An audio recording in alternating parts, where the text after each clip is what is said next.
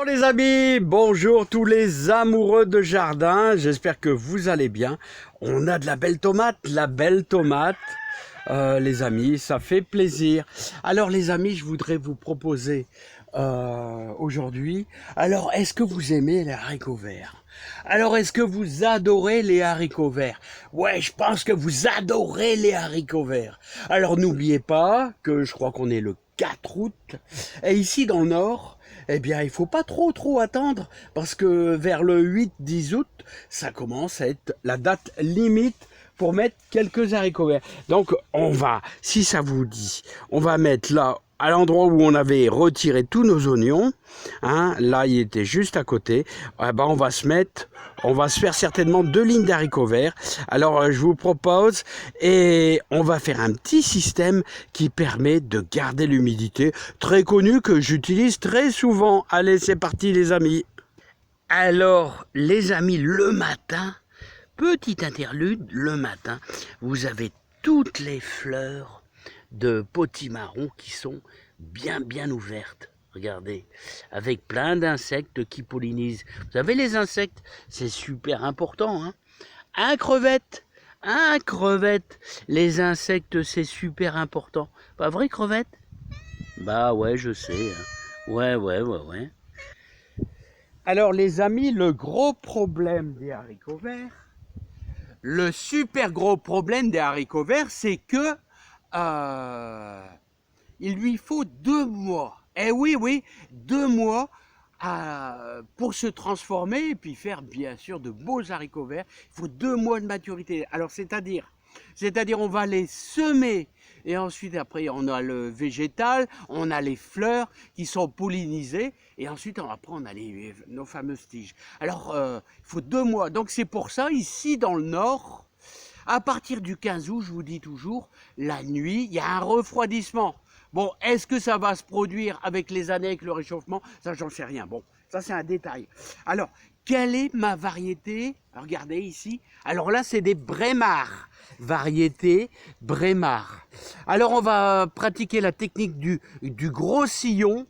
Voilà, pour essayer de garder un peu l'humidité. Parce que c'est un petit peu ça le problème en ce moment. C'est que, on n'a pas d'eau et il faut garder l'humidité pour dire que le haricot se lance. Alors on va faire un gros sillon bien large avec notre grosse binette des anciens. Bon, autrement, si vous en avez une petite, il faudra peut-être travailler un peu plus pour obtenir un sillon bien large de, je sais pas moi combien ça fait, allez, peut-être 15 cm. Donc on va faire un autre sillon. Voilà.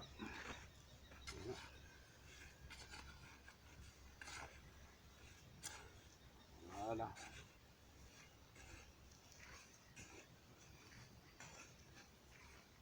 Voilà.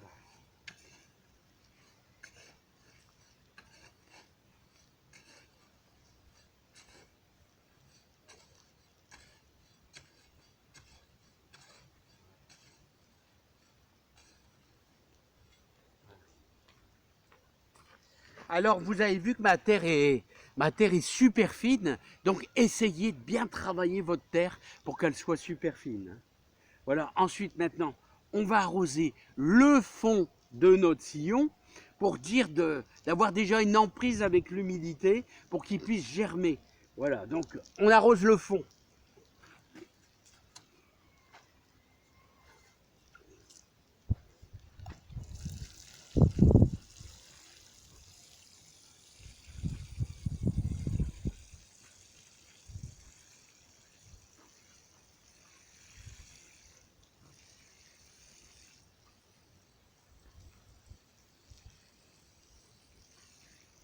Voilà. Bon, ceci dit, maintenant, les amis, on va procéder au semis. Alors, vous allez voir, je vais vous faire voir ça avec le plus de précision possible. Un haricot tous les 10 cm. Allez, c'est parti. On va se dépêcher parce qu'il y a quand même pas mal de vent. Et avec ma petite chaîne, vous savez, c'est pas top. Voilà.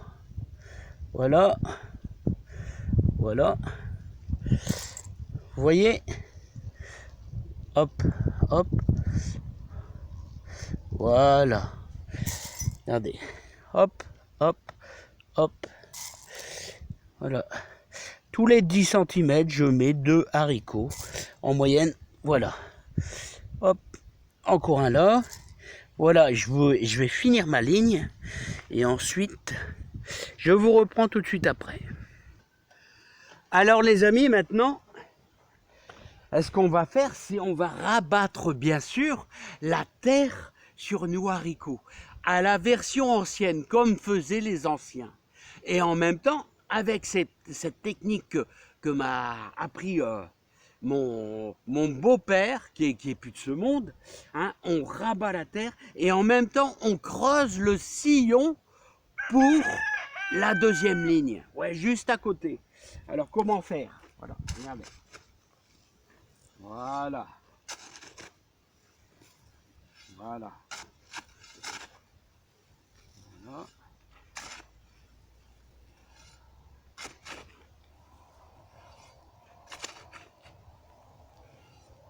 D'où l'importance, les amis, d'où l'importance d'avoir une terre bien fine pour pouvoir récupérer la terre sur le côté. Hein. C'est super important. Voilà.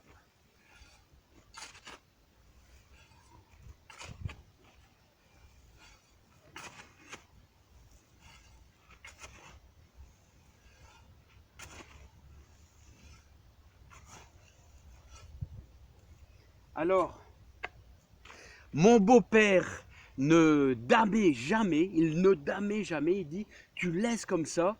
Et maintenant, comme il fait super sec, et comme il manque énormément d'eau et le soleil va arriver, là, ici on est très tôt le matin, et ben, on va procéder à un petit arrosage, mais ça c'est parce qu'il fait vraiment très chaud. Normalement on laisse tranquille, hein. On laisse tranquille, c'est fait, voilà, tout va bien, mais comme on est en période très sec, bon, on va donner un petit filet d'eau, voilà, sur notre ligne supplémentaire. Voilà. Voilà. Et voilà, ça suffit. Et maintenant, on va procéder comme l'année passée. Comment garder cette humidité? L'haricot, il a besoin quand même de beaucoup d'humidité pour se lancer, allez, les 3-4 premiers jours, pour qu'il puisse germer. Hein. Voilà. Hein. Donc, vous savez qu'on peut même les laisser quelques heures dans l'eau avant de les semer. Ils vont pomper un petit peu d'eau. Faut se méfier avec cette technique de les mettre dans l'eau, parce qu'il y a quelques variétés qui vont pomper très fort, puis après ils pourrissent. Donc moi j'évite le système de les mettre dans l'eau quelques heures, je préfère faire comme ça, voilà, quitte à mouiller un peu plus. Et maintenant, on va conserver l'humidité avec la méthode des toiles. Voilà. Voilà. Alors, regardez, on va simplement mettre nos toiles de jute. Alors lui, on va le tirer, hop, et on va placer nos toiles de jute. Voilà. Voyez? Alors les toiles de jute, c'est le top pour garder l'humidité. Et d'ailleurs, ceux qui sont amateurs de semer de la mâche, genre le 11 août, lune montante, ceux qui veulent semer de la mâche, c'est un peu la même technique qu'il y a quelques jours, il y a 15 jours, quand on a semé nos scaroles pain de sucre, voilà. Hein, c'est pas la même technique ici, ça n'a rien à voir. On fait un semis de salade et on met dessus la toile de jute. Là, c'est pour la mâche. C'est vraiment très bon aussi. Hop, voilà. Voilà, bah. De manière, j'étais arrivé là. Donc, bah écoutez les amis, moi je vous ai fait voir la moitié de ma ligne. la moitié de ma ligne. Je vais continuer l'autre côté. Voilà, puis je vais certainement refaire, il me reste un peu de graines, une petite ligne sur les côtés. Et ben, j'espère que ça pourra vous aider à mettre vos haricots verts pour prévoir, pour avoir des haricots verts au mois d'octobre. Ouais, c'est l'objectif. C'est toujours, il faut devancer le mauvais temps, le froid, il faut le devancer, il faut toujours essayer de voir pour, en fonction de la saison, qu'est-ce qu'on peut semer, qu'est-ce qu'on peut planter. Allez, à bientôt les amis. Bye bye.